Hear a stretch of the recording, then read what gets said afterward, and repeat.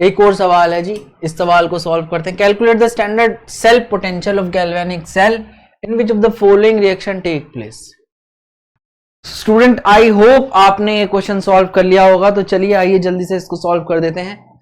तो क्या पूछा गया है भाई, गिवन है स्टैंडर्ड इलेक्ट्रोड पोटेंशियल दे रखे हैं हाफ सेल्स के, और इनको अरेंज करना है in increasing order of their reducing power, है ना भाई। तो रिड्यूसिंग पावर में अरेंज करना है, तो ऐसा बंदा हमें पहले चाहिए जो सबसे पहले ऑक्सीडाइज्ड हो, उसकी ही रिड्यूसिंग पावर क्या होगी, सबसे ज्यादा होगी।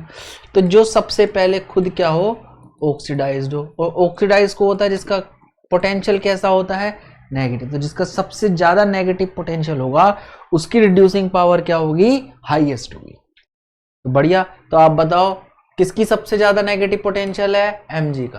तो सबसे पहले कौन आया, Mg2 पॉजिटिव, ठीक है जी। फिर कौन आया जी, उसके बाद कौन है नेगेटिव में, Cr3 पॉजिटिव, Cr। उसके बाद कौन है, Hg या Ag, सबसे ज्यादा है K पॉजिटिव का भैया। तो सबसे पहले कौन आएगा, K पॉजिटिव, K -2.93 है ना, ठीक है। फिर कौन आएगा जी, Hg वाला आ जाएगा, Hg2 पॉजिटिव, Hg। और उसके बाद कौन आएगा भाई आपका, Ag पॉजिटिव, Ag। तो ये ऑर्डर आएगा। तो सबसे ज्यादा रिड्यूसिंग पावर किसकी ज्यादा होगी, K पॉजिटिव K वाले की, फिर Mg पॉजिटिव Mg वाले की, Cr3 पॉजिटिव Cr वाले की, Hg2 पॉजिटिव Hg वाले की, और फिर Ag पॉजिटिव Ag वाले की। तो इस तरीके से आप इसको सॉल्व कर सकते हैं। चलिए आगे बढ़ते हैं, ठीक है जी। नेक्स्ट आ गया आपका एक और सवाल दे रखा है, इस सवाल को भी सॉल्व कर लेते हैं। बढ़िया सवाल है, अच्छा सवाल है, एनसीईआरटी का सवाल है। और एनसीईआरटी वाले तो जरूर फोकस करें भैया, क्योंकि प्री बोर्ड बहुत पास में है। डायरेक्ट सवाल आता है जी एनसीईआरटी से, depict the galvanic cell which of the which in which the reaction, ये हो रही है, ये डिपिक्ट करना है। ये एक गैल्वेनिक सेल दे रखा है आपको, और इसके बारे में बताना है जी which of the electrode is negatively charged, ठीक है। The carriers of the current in the cell, individual reaction of each electrode, okay. तो सबसे पहले रिप्रेजेंटेशन देख लेते हैं भाई। तो Zn जो है वो Zn2 पॉजिटिव में जा रहा है, और जो आपका Ag पॉजिटिव है वो किस में जा रहा है भाई, Ag में जा रहा है, और ये ऐसे बैलेंस्ड है। तो एक साइड ऑक्सीडेशन, फिर साल्ट ब्रिज, फिर रिडक्शन। तो ऑक्सीडेशन किसका हो रहा है आपका, Zn का ऑक्सीडेशन हो रहा है, साल्ट ब्रिज, और Ag का क्या हो रहा है आपका, रिडक्शन हो रहा है। अब आप कहोगे यहाँ तो 2 लिखा था, यहाँ नहीं लिखा आपने 2। जिस सेल रिप्रेजेंटेशन में स्टोइशियोमेट्रिक कोफिशिएंट नहीं आता, ठीक है जी। तो विच of the following electrode is negatively charge, तो हमने बात की थी लोन में। तो जिसपे ऑक्सीडेशन होगा, एनोड होगा, उस पे क्या होगा, कैसा चार्ज होगा, नेगेटिव चार्ज होगा। तो ऑक्सीडेशन किस पे हो रहा है, इस पे। तो Zn2 पॉजिटिव हाफ सेल कैसा होगा आपका, नेगेटिवली चार्ज, यानी जिंक जो है वो इलेक्ट्रोड कैसा होगा आपका, नेगेटिवली चार्ज वाला होगा। Carriers of the current in the cell, electrons हैं जी जो करंट कैरी करते हैं। इलेक्ट्रॉन्स के मूवमेंट से करंट आता है। क्या होता है, Zn2 पॉजिटिव में क्या करेगा, ये एक इलेक्ट्रोड है, ये एक इलेक्ट्रोड है, ये इसके सॉल्यूशन में पड़ा, ये इसके सॉल्यूशन में पड़ा, ये हमने बल्ब लगा दिया, ठीक है जी, और ये हमने साल्ट ब्रिज लगा दिया। अब हुआ क्या, ये Zn2 पॉजिटिव, Zn जो है Zn2 पॉजिटिव में जाने लगा। इलेक्ट्रॉन आए, इलेक्ट्रॉन बाहर के सर्किट से मूव करके इधर गए। तो जिस डायरेक्शन में इलेक्ट्रॉन मूव करेंगे उसके अपोजिट डायरेक्शन में क्या करेगा, करंट मूव करेगा। तो carriers of current in the cell क्या होंगे, इलेक्ट्रॉन्स। बहुत बढ़िया। और अगर सॉल्यूशन में बात करूं तो ions. Individual reaction at each electrode पे इंडिविजुअल रिएक्शन क्या हो रही है भाई, तो एक पे हो रही है आपकी क्या, ऑक्सीडेशन में क्या हो रहा है, Zn जो है Zn2 पॉजिटिव में जा रहा है +2 इलेक्ट्रॉन। तो ये हो गई ऑक्सीडेशन हाफ रिएक्शन, किस पे हो रही है, एनोड पे हमेशा ऑक्सीडेशन होती है, तो ये एनोड है। अब आ जाते हैं और क्या हो रहा है भाई, और क्या हो रहा है, रिडक्शन हाफ रिएक्शन किस पे हो रही है, तो जो आपका Ag पॉजिटिव है वो Ag में कन्वर्ट हो रहा है, तो ये रिडक्शन हाफ रिएक्शन है। ये किस पे हो रही है भाई, ये हो रही है आपकी कैथोड पे हो रही है। बहुत बढ़िया जी, चलिए आगे बढ़ते हैं। ठीक है, नेक्स्ट सवाल आ जाते हैं, कुछ इंटेक्स क्वेश्चन है जो बीच में आते हैं एनसीईआरटी में। How would you determine the standard electrode potential of the system, कैसे डिटरमाइन करेंगे आप स्टैंडर्ड इलेक्ट्रोड पोटेंशियल को। ये हाफ सेल दे रखा है, तो आपको पता है भाई किसी भी इलेक्ट्रोड का अगर ई सेल निकालना है या इलेक्ट्रोड पोटेंशियल निकालना है, किसी भी इलेक्ट्रोड का इलेक्ट्रोड पोटेंशियल निकालना है, तो सिंगल रिएक्शन तो सिंगल हाफ रिएक्शन तो होती नहीं है, तो आपको उसकी अदर हाफ रिएक्शन चाहिए, यानी कि आपको रेफरेंस इलेक्ट्रोड चाहिए, उसके साथ लगा के ही आप मेजर करेंगे। तो रेफरेंस इलेक्ट्रोड लगाओ, कौन सा लगाओगे, SHE स्टैंडर्ड हाइड्रोजन इलेक्ट्रोड लगाओगे एक साइड आप इस वाले सेल को लगाओगे, तो इस इलेक्ट्रोड का आपको इलेक्ट्रोड पोटेंशियल मिल जाएगा। रेफरेंस इलेक्ट्रोड आपको लगाना पड़ेगा। नेक्स्ट सवाल, can you store copper sulphate in the solution of zinc. ये तो बच्चे, ये भी अभी थोड़ी देर पहले डिस्कस किया था। कॉपर सल्फेट आप जिंक में रखना चाह रहे हो, है ना, जिंक पोर्ट में, तो क्या होगा, जिंक ज्यादा रिएक्टिव है, कॉपर को डिस्प्लेस करके ZnSO4 प्लस में Cu बना देगा, तो इट मींस नो, नहीं रख सकते जी, रिएक्शन हो जाएगी redox reaction. Consult the table of standard electrode potential and suggest 3 substance that can oxidize ferrous ion under suitable condition। यानी Fe2 पॉजिटिव को क्या करना है, Fe3 पॉजिटिव में कन्वर्ट करना है, फेरस को ऑक्सीडाइज करना है अंडर सुटेबल कंडीशन। तो जो भी इसको ऑक्सीडाइज करना है ना, तो यानी कि ये ऑक्सीडाइज होगा तो दूसरे को रिड्यूस करेगा, तो इसके नीचे वाले बंदे क्या होंगे, वो इसको ऑक्सीडाइज करने में हेल्प करेंगे। तो बहुत बढ़िया, चलिए देखते हैं भाई कैसे आएगा। कहीं दिख रहा है Fe2 Fe3 में, Fe3 Fe2 का रिडक्शन दे रखा 0.771, है ना। अब इस पे मुझे ऑक्सीडेशन रिएक्शन चाहिए, तो इसके नीचे वाले बंदे क्या होंगे, तो नीचे वाला क्या दे रखा आपको, आई होप आपको दिख रहा हो, ये रिएक्शन दे रखी है आपको, रिडक्शन रिएक्शन दे रखी है ना, और ये दे रखा आपको। अगर इन दोनों का मैं ई सेल निकालूंगा, तो ई राइट ऐसा जिसपे क्या हो रहा हो, रिडक्शन हो रहा हो, रिडक्शन किस पे हो रहा होगा, इस पे चाहिए ना मेरे को, उसको ऑक्सीडाइज करना, तो इस पे रिडक्शन चाहिए, तो कितना है 0.789। और अगर मैं इसकी बात करूं तो इस पे क्या हो रहा है ऑक्सीडेशन, तो -0.771। तो ये कैसा आ जाएगा, पॉजिटिव क्वांटिटी आएगा। और अगर चीज पॉजिटिव आती है तो रिएक्शन स्पॉन्टेनियस होती है, इसके बारे में हम थोड़ी देर में चर्चा करेंगे। तो नीचे वाले बंदे, इसके नीचे वाले बंदे क्या करेंगे, Fe2 को Fe3 में कन्वर्ट होने में हेल्प करेंगे, और रिएक्शन कैसी होगी, स्पॉन्टेनियस होगी। चलिए जी आगे बढ़ते हैं। Next is Nernst equation. Nernst equation के बारे में बात करते हैं, बहुत इंपॉर्टेंट है। हमने बीच में बात किया था फैक्टर अफेक्टिंग इलेक्ट्रोड पोटेंशियल, तो हमने बात की थी कंसंट्रेशन पे डिपेंड करता है, नेचर ऑफ इलेक्ट्रोलाइट पे डिपेंड करता है, प्रेशर और टेम्परेचर पे डिपेंड करता है। तो मान लो कि मैं कोई भी एक जनरलाइज्ड रिएक्शन ले रहा हूँ, जनरलाइज्ड रिएक्शन M जो है वो कन्वर्ट हो रहा है, किस में हो रहा है, N पॉजिटिव में कन्वर्ट हो रहा है, ठीक है। तो अगर N पॉजिटिव में कन्वर्ट हो रहा है, बैलेंस करने के लिए कितने इलेक्ट्रॉन आ जाएंगे, N इलेक्ट्रॉन आ जाएंगे। ये हाफ सेल रिएक्शन है। ये मान लो ये आपका सॉलिड था, ये आपका एक्वस है। तो अगर मुझे नस्ट इक्वेशन लिखनी है इसकी, तो नस्ट इक्वेशन क्या कहती है, E cell is equal to E naught of the cell minus में RT ओवर NF ln, क्या लिया है, log natural, product upon reactant. पर वही चीज लूंगा जिसका एक्टिव मास हम 1 नहीं ले रहे, यानी सॉलिड और लिक्विड का एक्टिव मास क्या लूंगा, 1 लूंगा। और अगर उसकी बात करूं एक्वस की या गैस की, तो उसका मुझे एक्टिविटी और क्या करते हैं, फ्यूगेसिटी लेनी पड़ेगी। गैस की फ्यूगेसिटी होती है और जो आयंस है उनकी क्या होती है, एक्टिविटी होती है। तो इनका कंसीडर करना पड़ेगा, इसकी जो मोलर कंसंट्रेशन आएगी वही लेनी पड़ेगी। तो Mn क्या आ जाएगा, पॉजिटिव का कॉन्सेंट्रेशन, और सॉलिड की कंसंट्रेशन क्या मान रहा हूं, 1। बहुत बढ़िया। अब कहोगे आया कहां से भाई, तो हमें पता है डेल्टा जी जो होता है वो क्या होता है, डेल्टा जी नोड प्लस में RT ln क्या, के इक्विलिब्रियम, ऐसा ही होता है। बहुत बढ़िया। डेल्टा जी जो है आप थोड़ी देर में पढ़ेंगे, NFE नोड होता है जी, ये किसके बराबर, E माइनस NFE नोड, ये किसके बराबर आ जाएगा जी, प्लस RT ln के इक्विलिब्रियम की बात करूं तो product upon reactant which is Mn positive. अब मैं इसको NF से डिवाइड कर देता हूं, माइनस NF से, तो E आ जाएगा, E नोड आ जाएगा minus R T by N F आ जाएगा, एल एन आ जाएगा, एम एन पॉजिटिव आ जाएगा। तो ये कहाँ से आया आपका? थर्मोडायनेमिक्स से आया। किसका आया? ये आ गया। नेक्स्ट इक्वेशन कुछ इस तरीके से लिखेंगे। अब इसमें क्या क्या डिपेंड कर रहा है? टेम्परेचर।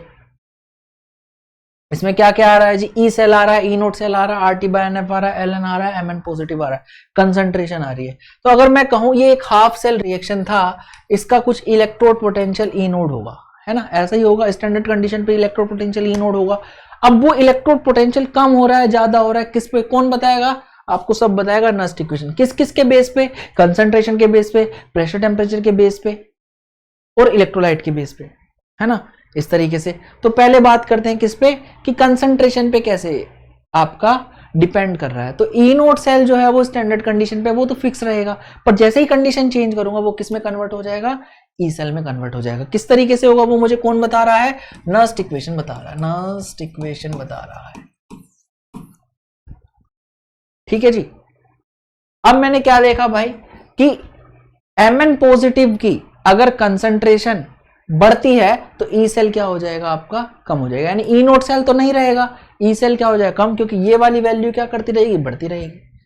ठीक है। सिमिलरली टेम्परेचर अलग अलग होगा तो ई सेल अलग आएगा, यानी कि टेम्परेचर पे डिपेंड कर रहा है।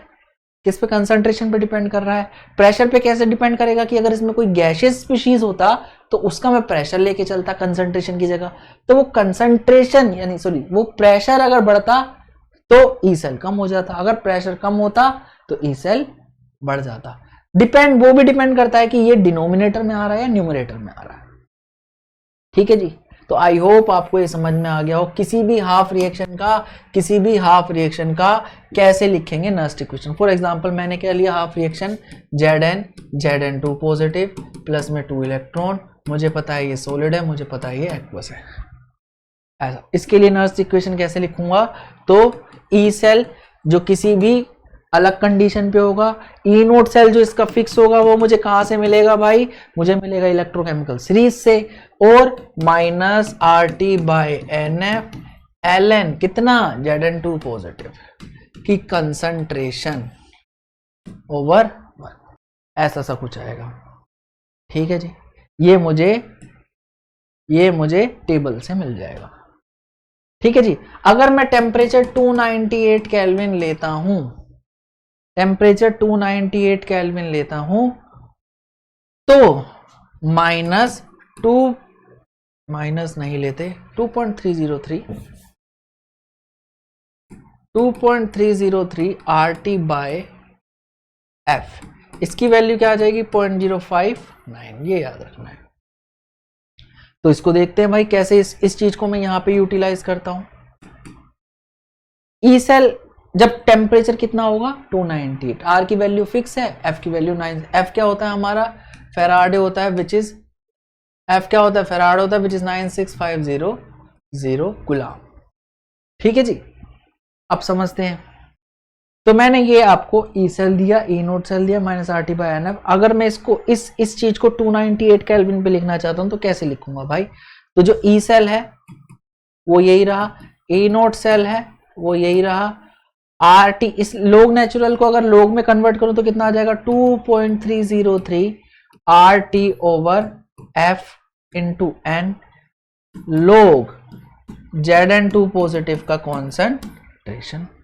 अब मुझे पता है इसको 298 केल्विन लिखूंगा तो इतनी चीज की वैल्यू कितनी हो जाएगी? 0.059। So this complete thing will be converted into क्या?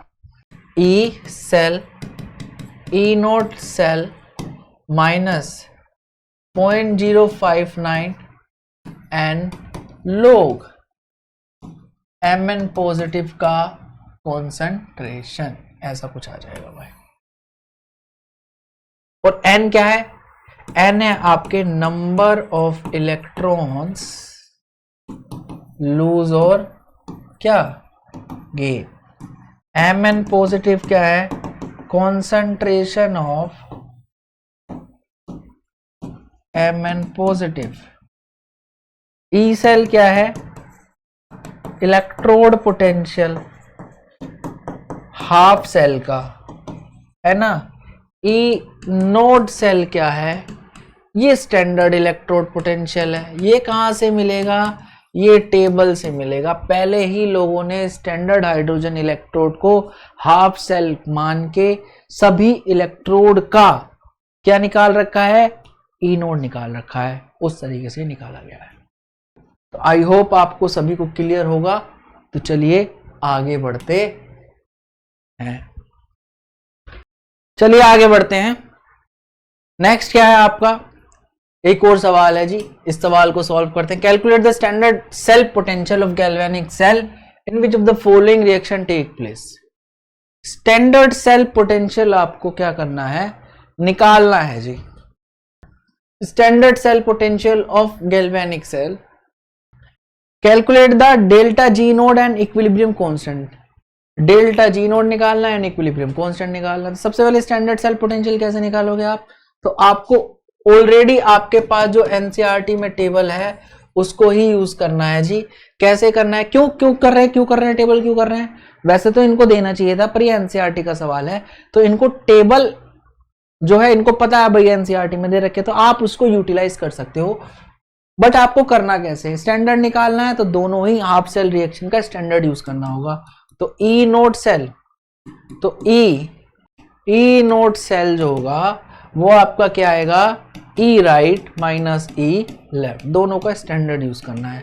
दोनों का क्या यूज करना है, रिडक्शन पोटेंशियल यूज करना है, रिडक्शन पोटेंशियल ही यूज करना है, चाहे किसी एक रिएक्शन, एक में ऑक्सीडेशन रिएक्शन हो रही है तो आपको पता लग जाएगा कि कौन सा राइट कौन सा लेफ्ट। तो देखो जी, इस पे तो ऑक्सीडेशन हो रहा है, इस पे रिडक्शन हो रहा है, तो किससे किसको सब्ट्रैक्ट करना है, ई नोड CD2 पॉजिटिव CD, इस वाले से किसको सब्ट्रैक्ट करना है भाई, ई नोड किसका, Cr3 पॉजिटिव Cr। देखो रिडक्शन ही लिया है मैंने, रिडक्शन ही लिया, भले से उस पर क्या हो रहा हो, ऑक्सीडेशन हो रहा हो, तो आप इससे निकाल सकते हो।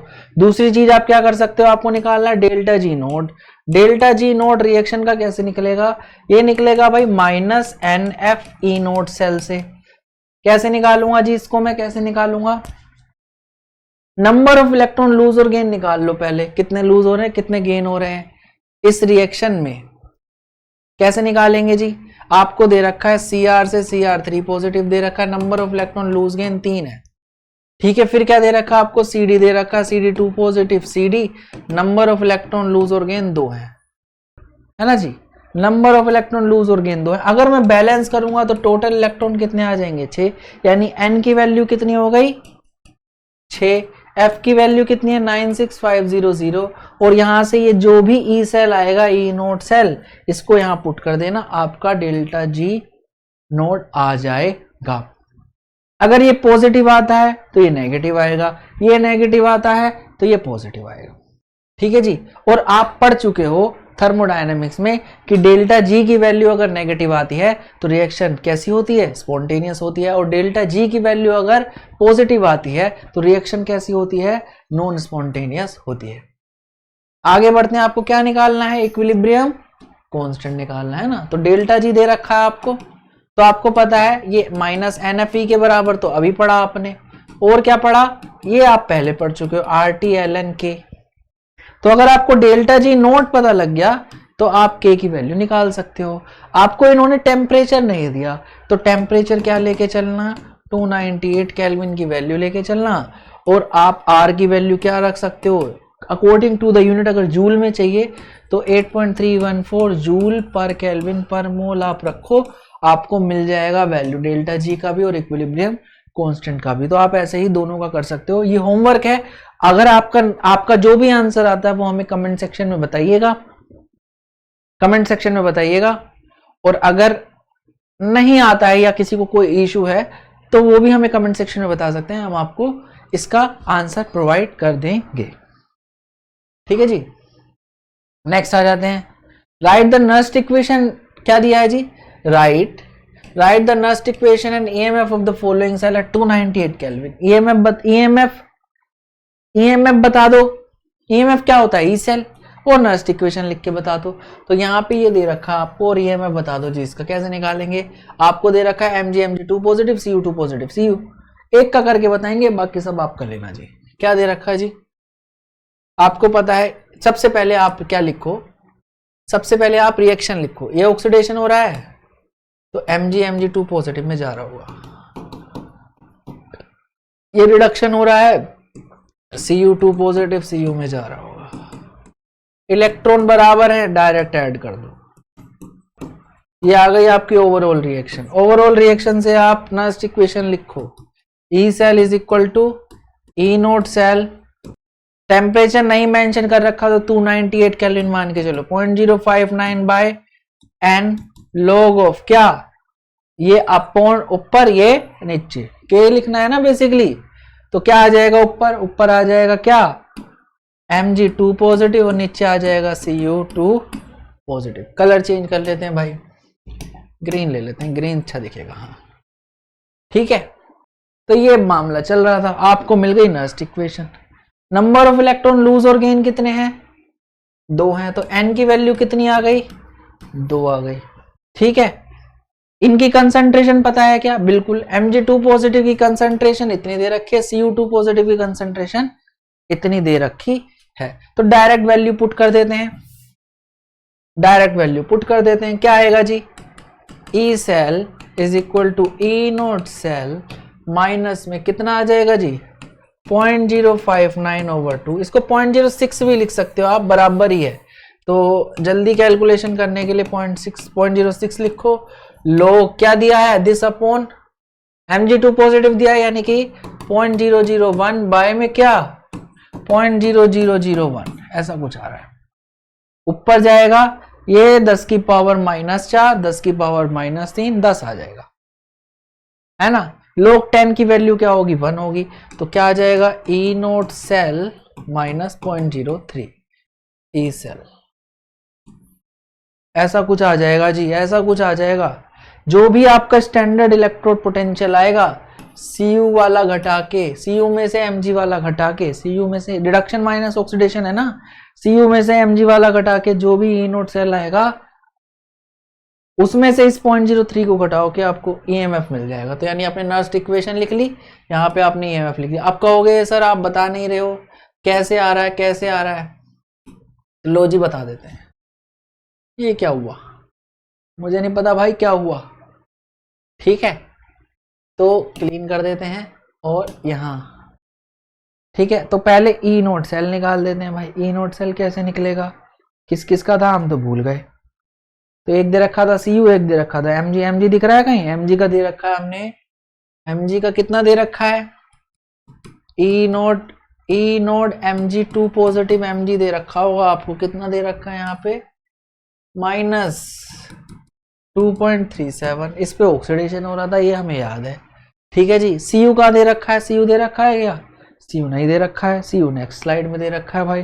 तो Cu का मैं आपको बता देता हूँ 0.153 दे रखा है, ई नोड Cu2 पॉजिटिव Cu आ जाएगा 0.153 वोल्ट।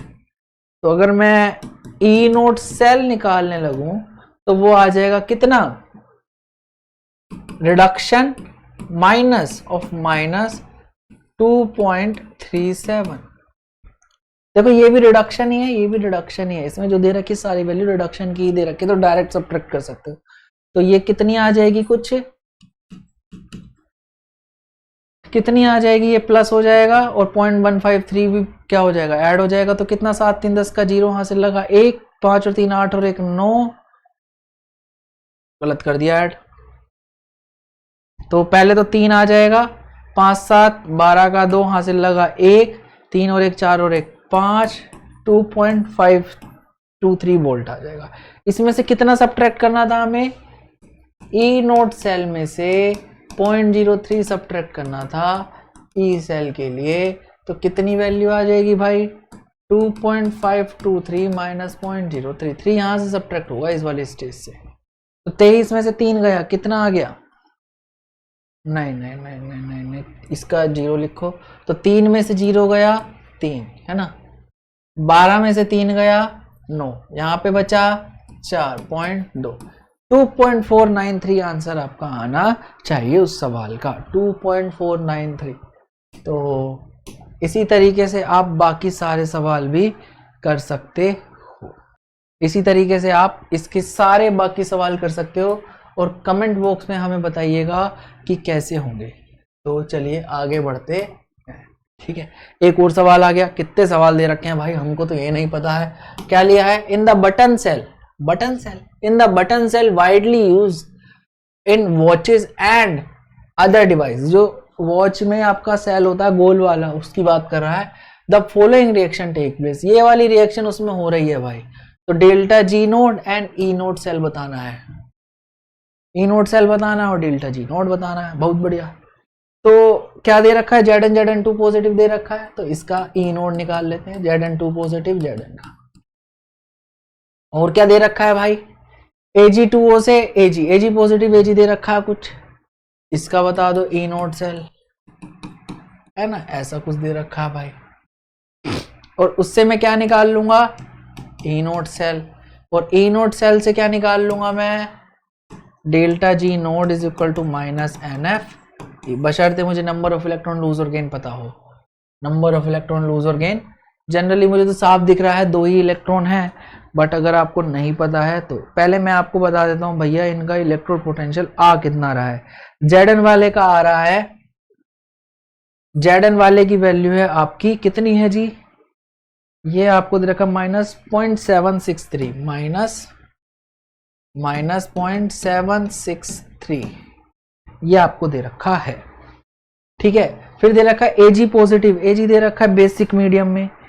Ag पॉजिटिव एज 0.799, इस पे रिडक्शन हो रहा है, इस पे ऑक्सीडेशन हो रहा है। तो reduction minus oxidation, E node cell कितना आ जाएगा आपका? 0.799 minus of minus plus 0.763 plus आ रहा है जी। कितना आ रहा है? प्लस आ रहा है। 9 3 12 का 2 हासिल लगा 1, 9 6 15 और 1 16 का 6 हासिल लगा 1, 7 7 14 और 1 15, 5 यहाँ पे 1 यहाँ पे, 1.562 आ रहा है। ये आपकी आ गई वैल्यू। अब आ जाओ डेल्टा जी निकाल लो। नंबर ऑफ इलेक्ट्रॉन लूज और गेन पहले पता कर लो। Zn जो है वो Zn2 पॉजिटिव में जा रहा है +2 इलेक्ट्रॉन, और आपको पता है यहाँ पे Ag पॉजिटिव Ag में जा रहा है। बैलेंस करने के लिए मुझे कितने इलेक्ट्रॉन लगाने पड़ेंगे? 2 इलेक्ट्रॉन। तो नंबर ऑफ इलेक्ट्रॉन लूज और गेन कितने हो गए? 2 हो गए। तो डेल्टा जी में कितना रखूं? -2, एफ की वैल्यू 96500 कूलम, ई की वैल्यू कितनी आ रही है? 1.562 वोल्ट। जो भी ये वैल्यू आएगी वो आपका क्या होगा? आंसर होगा। ये किस में आएगा? वोल्ट इंटू कूलम क्या होता है आपका? जूल। एनर्जी की टर्म में आएगा। जो डेल्टा जी होता है ना, डेल्टा जी जो होता है वो वर्क डन ही होता है सेल में। कैसे? Q इंटू वी क्या है? Work done. आपने एक चार्ज को V पोटेंशियल डिफरेंस से मूव कराया, तो वो क्या है? आपका वर्क ही है।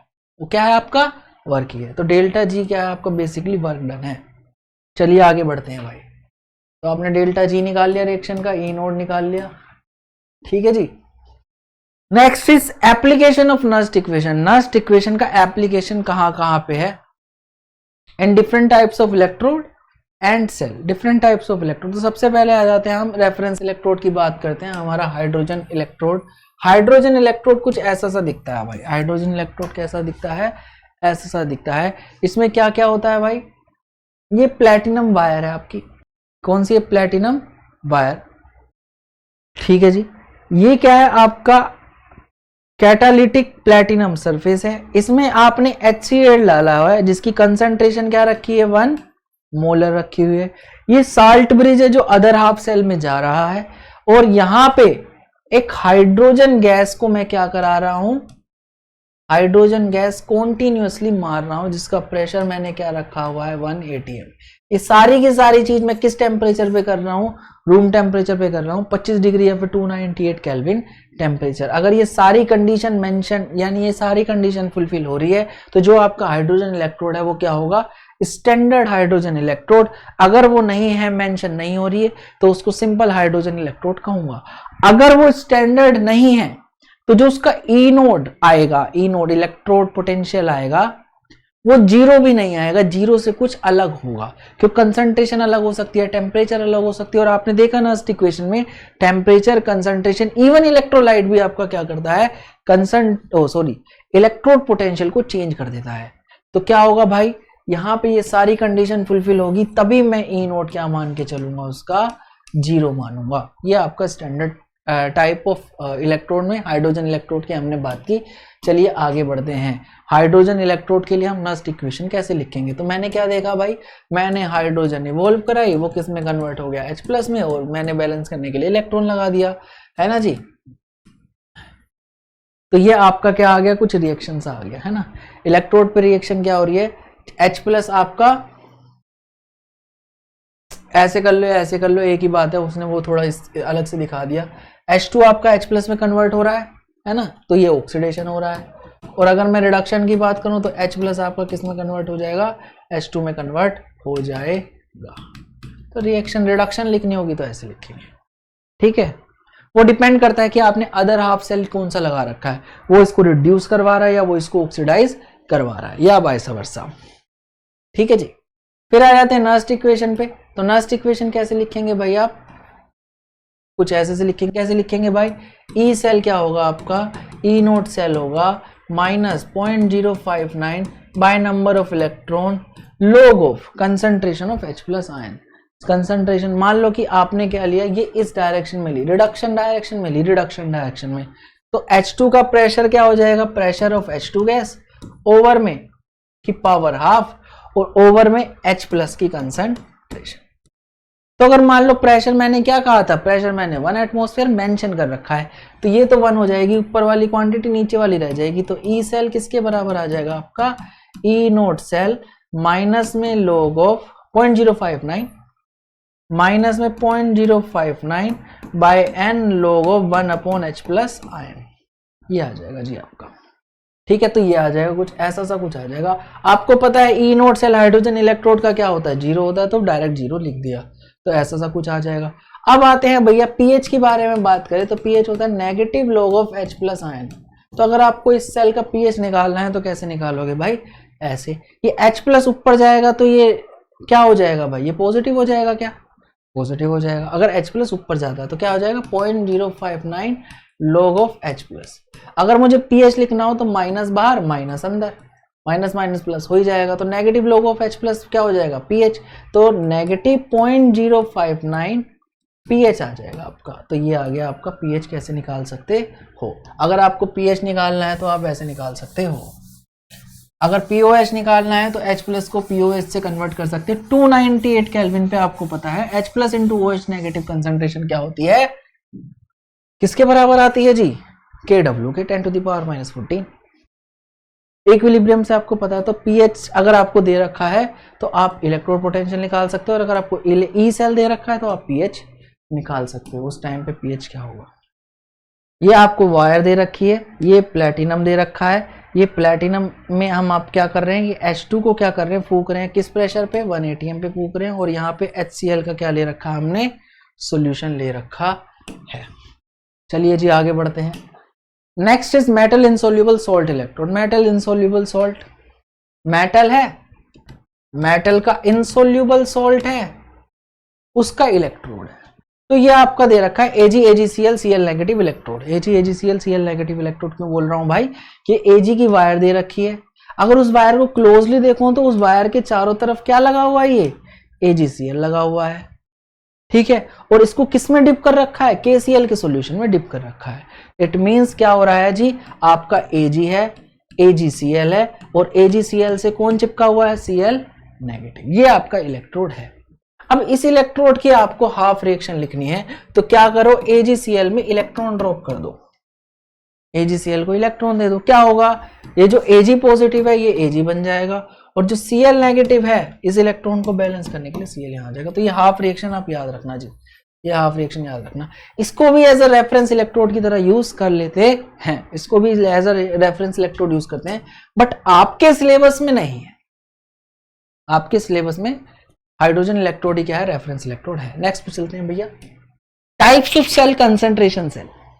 टाइप्स ऑफ सेल की बात करते हैं भाई। टाइप्स ऑफ सेल में सबसे पहला सेल जो आता है वो क्या आता है, कंसंट्रेशन सेल आता है।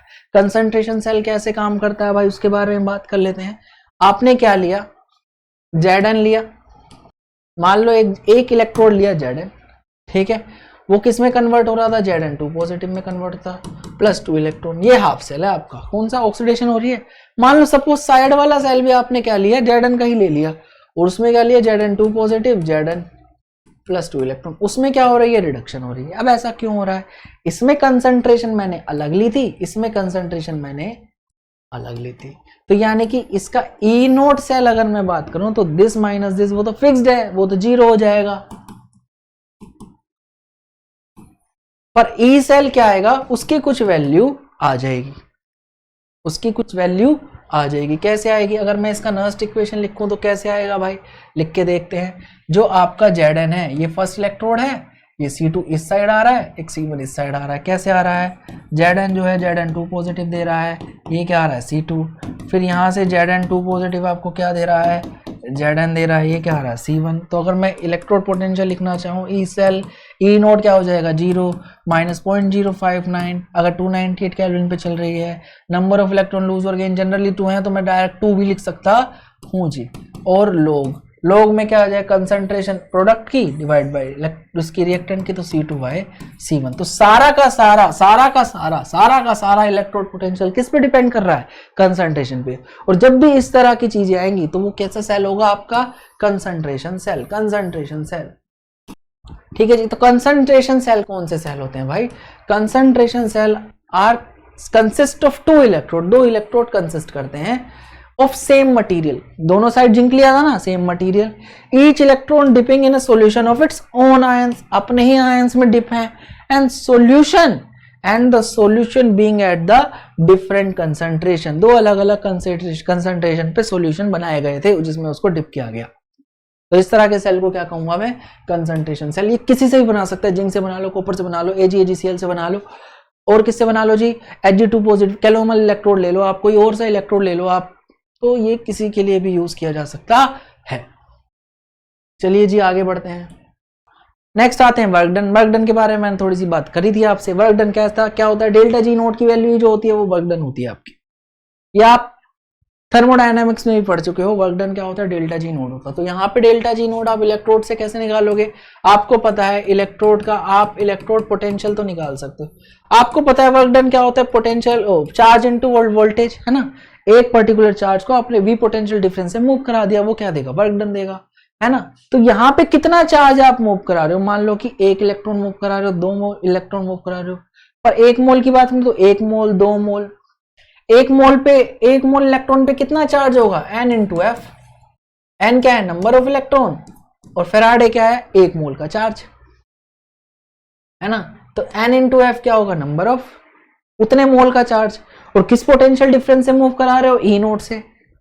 तो इतना क्या हो जाएगा आपका work done. Work done generally positive में होगा, अगर डेल्टा जी नेगेटिव में आ रहा है तो कैसे आएगा, let N be the Faraday charge be taken out of the cell, EMF N charge को आप EMF से मूव करा रहे हो, इतने पोटेंशियल डिफरेंस मूव करा रहे हो। तो वर्क डन क्या होगा, वर्क डन होता है चार्ज इनटू पोटेंशियल, क्या आ जाएगा, NFE।